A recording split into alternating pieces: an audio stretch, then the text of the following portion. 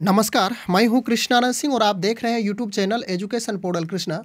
आज के इस वीडियो में व्यवहारिक हिंदी व्याकरण से रिलेटेड जो महत्वपूर्ण प्रश्न बन रहा है उसका अध्ययन करने वाले हैं। लगभग कुल मिलाकर के प्रश्नों की संख्या 40 से एभव हो सकती है और इस प्रश्न को हम लोग बहुत कम समय में अध्ययन करने वाले हैं। आपसे एक विशेष प्रार्थना है, यदि आप चैनल पर पहली बार हैं तो चैनल ज़रूर सब्सक्राइब करेंगे और वीडियो पसंद आने पर लाइक भी करना ना भूलेंगे।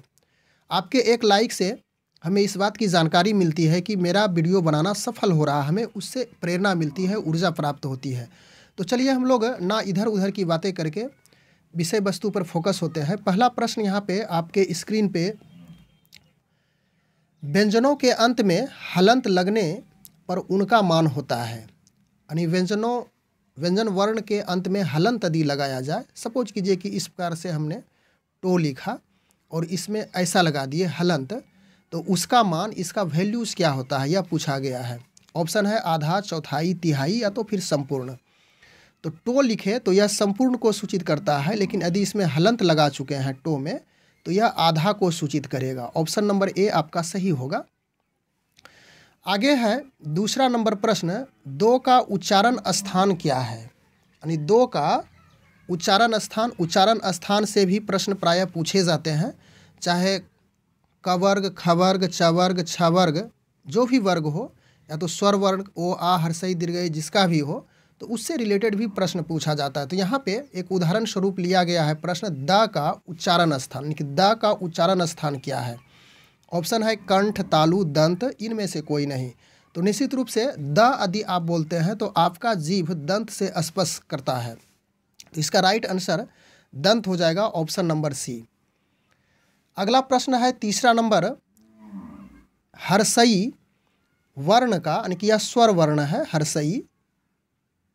हर्षई दीर्घई, इसको पढ़ेंगे दीर्घई वर्ण का, इसको फिर से हम लोग देख लें। दीर्घई वर्ण है, यानी कौन सा वर्ण है यह पूछा गया है। तो ह्रस्व स्वर, दीर्घ स्वर, अंतस्थ व्यंजन या तो फिर उष्ण व्यंजन है। तो आपका राइट आंसर दीर्घ स्वर हो जाएगा, ऑप्शन नंबर बी सही है। चौथा नंबर प्रश्न है, भाषा किसकी अभिव्यक्ति का माध्यम है। यानी भाषा किसकी अभिव्यक्ति का एक साधन है, एक सोर्स है, एक माध्यम है, यह पूछा गया है। ऑप्शन आपके समक्ष है, लेखों की, कहानियों की, विचारों की या तो फिर रचना की। तो आपका राइट ऑप्शन विचारों की होगी, यानी कि भाषा एक विचारों का माध्यम है, यानी भाषा के द्वारा हम विचारों को प्रकट कर सकते हैं। तो ऑप्शन सी सही होगा। आगे है पांचवा नंबर प्रश्न, व्याकरण वह ज्ञान है जो, ऑप्शन है गलतियां पर ध्यान नहीं देता है, मानकता के आधार पर भाषा प्रदान करता है, नियमों का विश्लेषण नहीं करता है, या इनमें से कोई नहीं। तो व्याकरण चाहे वह हिंदी व्याकरण हो, अंग्रेजी व्याकरण हो या तो फिर संस्कृत व्याकरण हो या तो किसी भी भाषा का व्याकरण हो, तो वह मानकता के आधार पर भाषा प्रदान करता है। ऑप्शन नंबर बी आपका सही होगा। आगे है छठा नंबर प्रश्न, हिंदी भाषा किस लिपि में लिखी जाती है। देवनागरी, अंग्रेजी, यूनानी या तो फिर रोमन। आपको इसकी जवाब कमेंट के माध्यम से देना है, लोगों तक पहुंचाना है कि हिंदी भाषा किस लिपि में लिखी जाती है। इस प्रश्न को आप जान रहे हैं, अन्य वीडियो की भांति इसमें भी मैं एक प्रश्न छोड़ रहा हूं, आपका जवाब निश्चित रूप से सटीक आ रहा है। इसके बाद आगे चलें, सातवां नंबर प्रश्न, वर्णों के समूह को क्या कहा जाता है। तो वर्णों के समूह को क्या कहेंगे, वर्ण कहेंगे, अक्षर कहेंगे, वर्णमाला कहेंगे या तो फिर समूह कहेंगे।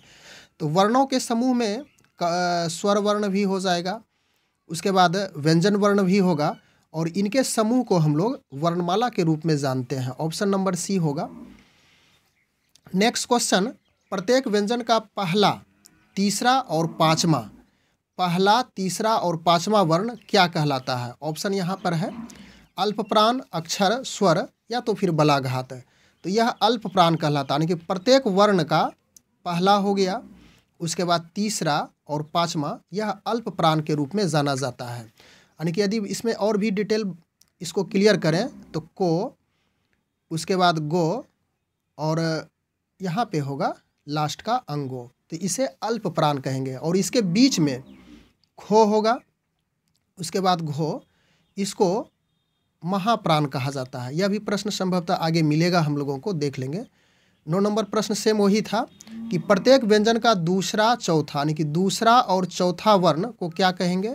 तो इसे महाप्राण के रूप में जाना जाता है। महाप्राण कहने का अर्थ हुआ कि इन वर्णों को, जैसे खो बोलेंगे, घो बोलेंगे, तो इसमें अधिक समय यूज होगा, अधिक समय का इसमें प्रयोग किया जाएगा, इसी वजह से इसे महाप्राण कहा जाता है।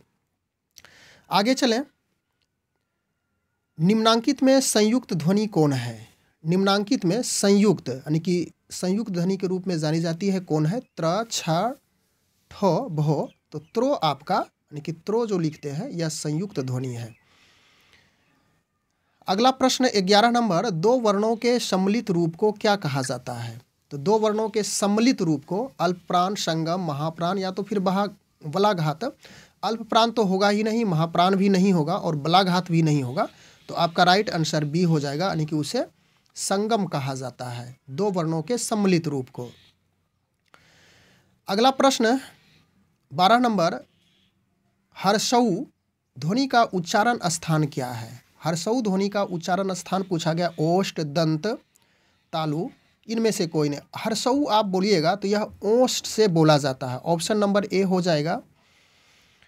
अगला प्रश्न 13 नंबर में हम लोग चलें। अनुस्वार का उच्चारण स्थान।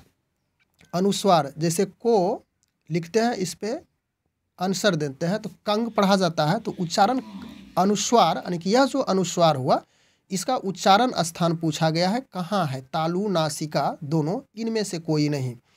तो आपका यह अनुस्वार बोलिएगा तो नाक की सहायता से बोला जाता है, अर्थात नासिका आपका ऑप्शन सही होगा।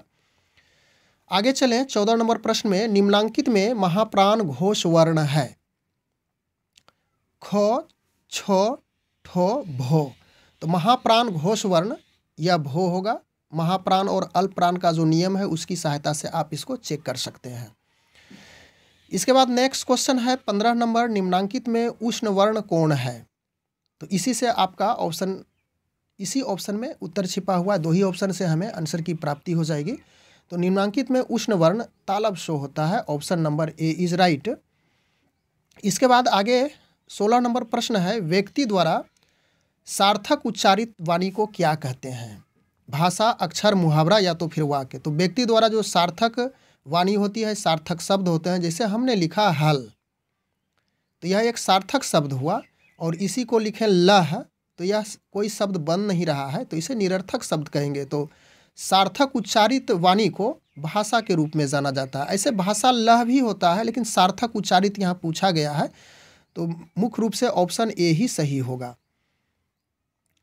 आगे है 17 नंबर, उच्चारण यानी विसर्ग है। यहाँ पे देखिए लिखा हुआ है विसर्ग, तो यहाँ पे मैं लिख देता हूँ, विसर्ग का उच्चारण स्थान क्या है? तालु, दंतोष्ठ, ओष्ठ या तो फिर कंठ। तो विसर्ग आप बोलिएगा तो कंठ की सहायता से बोला जाएगा, बोल करके देख भी सकते हैं विसर्ग, तो यह ऑप्शन नंबर डी आपका सही होगा, कंठ हो जाएगा। 18 नंबर प्रश्न है, निम्नांकित में एक मात्रिक या मूल स्वर कौन है? मात्रिक या मूल स्वर पूछा गया है, कौन है? यहाँ पे ऑप्शन आपके समक्ष है, तालब शो, ओ, वो, भो। तो मूल स्वर ओ है जो स्वयं बोला जाता है, किसी की जरूरत नहीं पड़ती है, स्वर वर्ण यह है। इसके बाद अगला प्रश्न है 19 नंबर, हिंदी वर्णमाला में स्वर वर्ण कितने हैं? बहुत आसान सा क्वेश्चन है, ऑप्शन आपके समक्ष है 11, 12, 13, 14। तो हिंदी वर्णमाला में कुल 11 स्वर वर्ण है। अगला प्रश्न, जिस स्वर के उच्चारण में एक मात्रा का यानी कि कम समय लगे, किस स्वर के नाम से जाना जाता है? बहुत सिंपल है, दीर्घ स्वर, अक्षर, व्यंजन या तो ह्रस्व स्वर। तो यह ऑप्शन डी हो जाएगा, यानी कि ह्रस्व स्वर के रूप में यह जाना जाता है, और दीर्घ स्वर में 2 मात्रा का समय लगता है।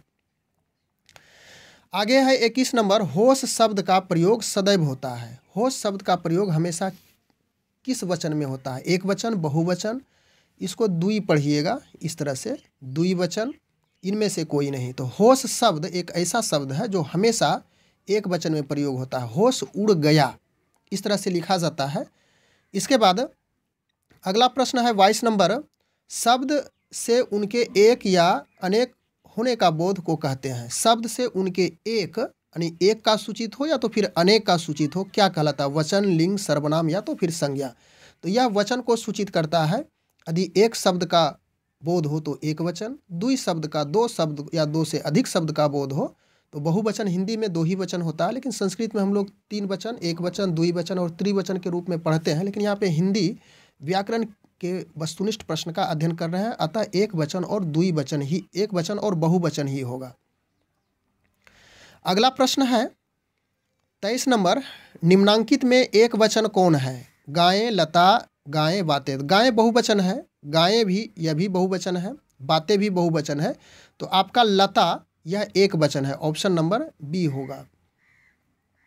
इसके बाद 24 नंबर प्रश्न, आसमान में चिड़िया उड़ रही है, इस वाक्य में बहुवचन बताना है। आसमान में चिड़िया उड़ रही है, तो आसमान तो यहाँ पे एक ही वचन है। चिड़िया, चिड़िया मतलब यहाँ पे हो गया बहुवचन, चिड़िया, यहाँ पे चांद बिंदु भी दीजिएगा। तो यह ऑप्शन नंबर बी आपका सही हो जाएगा, चिड़िया बहुवचन के रूप में जाना जाएगा। इसके बाद 25 नंबर प्रश्न है, शब्द के जिस रूप से एक वस्तु या एक व्यक्ति का बोध हो उसे क्या कहेंगे? अभी तुरंत इसकी चर्चा हम लोग किए थे। जिससे एक वस्तु या एक व्यक्ति का बोध हो वह एक वचन कहलाएगा, ऑप्शन नंबर ए। और बहुत के लिए बहुवचन हो जाएगा। इसके बाद 26 नंबर प्रश्न है, लिंग किस भाषा का शब्द है? यानी लिंग, यह जो लिंग लिखते हैं किस भाषा से लिया गया है? हिंदी, संस्कृत, उर्दू, अंग्रेजी, किससे है? तो यह संस्कृत से लिया गया है, ऑप्शन नंबर बी आपका राइट होगा। इसके बाद अगला प्रश्न है 27 नंबर, नायक शब्द का स्त्रीलिंग रूप क्या है? बहुत सिंपल प्रश्न है। नायक तो यह तो होगा ही नहीं, नायिका यह भी नहीं होगा, नायिका यही आपका राइट है। नायिका और नायिकी यह भी गलत हो जाएगा, तो ऑप्शन नंबर सी आपका सही है। इसके बाद 28 नंबर प्रश्न है, निम्नलिखित में सर्वनाम है? राजेंद्र, पुस्तक, मैं, सीता। तो सर्वनाम की परिभाषा यह बताता है कि जो संज्ञा के बदले में आता है, जैसे मैं, हम, तुम, वह, आप। तो यहाँ पे मैं है सर्वनाम, ऑप्शन नंबर सी सही होगा। इसके बाद 29 नंबर प्रश्न है, कोई सर्वनाम है? कोई यानी कोई एक शब्द है, कौन सा सर्वनाम है यह पूछा गया है। पुरुषवाचक, संबंधवाचक, निश्चयवाचक, अनिश्चय। कोई, कोई कहने का अर्थ हो गया कि एनीबडी, कोई भी आदमी। तो यह अनिश्चयवाचक सर्वनाम हो जाएगा, डी नंबर।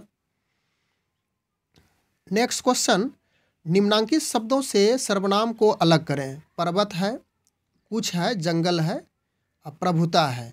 तो सर्वनाम कुछ है यहाँ पे, ऑप्शन नंबर बी आपका सही होगा। कुछ किसी को, कुछ चीज़ को सूचित कर रहा है सर्वनाम के रूप में, तो यह ऑप्शन बी आपका सही है। अगला प्रश्न है 31 नंबर, दूध में खाली स्थान पड़ गया, क्या इसमें भरना है? कुछ, तुम, उसने, मैं। तो यदि इसमें दूध में तुम पड़ गया तो यह तो गलत सीधे दिख रहा है। दूध में उसने पड़ गया यह भी गलत है। दूध में मैं पड़ गया यह तो होगा ही नहीं। तो दूध में यदि यहाँ पे कुछ भरते हैं तो आपका सेंटेंस सटीक बनता है, ऑप्शन नंबर ए सही होगा। इसके बाद हम लोग 32 नंबर प्रश्न में आ चुके हैं, प्रश्नवाचक सर्वनाम चुने। कोई, कौन, स्वयं, यह। तो यहाँ पे कौन यानी प्रश्न पूछा जा रहा है इससे कि कौन, कौन है, हु इज, ऐसे है। तो आपका बी नंबर ऑप्शन राइट होगा। इसके बाद हम लोग आगे चलें 33 नंबर प्रश्न में, यह शब्द कौन सा सर्वनाम है कि यह जो शब्द आया है यह कौन सा सर्वनाम है? पुरुषवाचक, संबंधवाचक, निश्चयवाचक, अनिश्चयवाचक। तो यह पुरुषवाचक सर्वनाम है, यानी कि 33 का आपका ए नंबर ऑप्शन सही होगा। इसके बाद 34 नंबर प्रश्न में, राजगृह कौन सा समास है? राजगृह ऑप्शन यहाँ पे दिया हुआ है, तत्पुरुष समास, द्वंद्व समास, द्विगु समास या तो फिर बहुब्रीहि समास है। तो राजगृह यह तत्पुरुष समास है, ऑप्शन नंबर ए। इसके बाद अगला प्रश्न है 35 नंबर, जिस समास में दोनों पदों की प्रधानता होती है उसे क्या कहते हैं? तो निश्चित है, जिस समास में दोनों पद प्रधान हो उसे द्वंद्व समास कहा जाता है। द्विगु समास में संख्यावाचक होता है, कर्मधारय में उपमा उपमेय का मेल होता है। तो क्लियर है, ऑप्शन नंबर बी, दोनों पद प्रधान होता है द्वंद्व समास में। अगला प्रश्न है 36 नंबर, न्यायालय में कौन सा समास है? न्यायालय में कौन सा समास है? अव्ययी भाव, द्विगु समास, तत्पुरुष समास या तो फिर द्वंद्व समास? तो न्यायालय तत्पुरुष समास को सूचित करता है। ऑप्शन नंबर सी आपका सही राइट होगा। इसके बाद आगे चलें, 37 नंबर प्रश्न, अष्टाध्यायी में कौन सा समास है? अष्टाध्यायी एक किताब है, इसके बारे में कहा गया है कि अष्टाध्यायी में कौन सा समास, द्विगु समास, कर्मधारय समास, तत्पुरुष समास या तो फिर बहुव्रीहि समास है? तो यह तत्पुरुष समास होगा।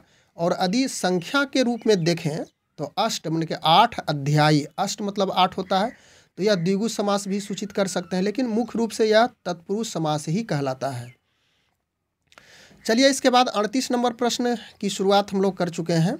जन्म मरण में कौन सा समास है? यानी कि जन्म मरण दोनों पद प्रधान है, तो दोनों पद प्रधान में द्वंद्व समास हो जाता है। तो 38 का ऑप्शन नंबर ए आपका सही होगा।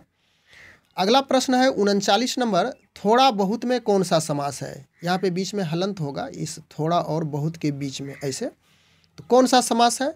तो वही बात हो गई, दोनों पद प्रधान है, तो यह आपका द्वंद्व समास, ऑप्शन नंबर डी सही होगा। और इसके बाद हम लोग अंतिम प्रश्न 40 प्रश्न का ही इसमें संग्रह था। अटूट में कौन सा समास है? टूट, टूट, और इसके बाद इसमें ओ लगा हुआ है, यानी कि निषेध का सूचक हो रहा है कि टूट नहीं है, अटूट है, टूटता नहीं है, तो यह निश्चित रूप से नए समास होगा। और नए को हम लोग इस तरह से लिखेंगे, नए समास। तो इस प्रकार से इस वीडियो के माध्यम से व्यवहारिक हिंदी व्याकरण में जो समान रूप से प्रतियोगिता परीक्षा में प्रश्न पूछे जाते हैं और पूछे भी गए हैं, आगामी परीक्षा के लिए काफ़ी महत्वपूर्ण प्रश्न है, जिसका हम लोग रिवीजन किए इस वीडियो के माध्यम से। बस आज के वीडियो में इतना ही। Thanks for watching, good bye.